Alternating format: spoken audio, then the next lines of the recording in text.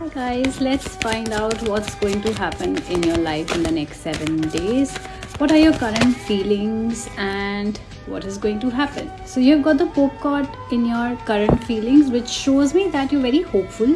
Like you're hoping for a new beginning in your life. Probably you're hoping for marriage if you're still single. You are hoping for a traditional ceremony.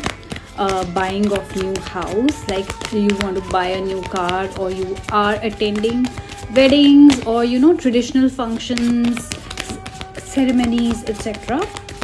Now let's see what's really going to happen. Are your wishes going to be fulfilled or not?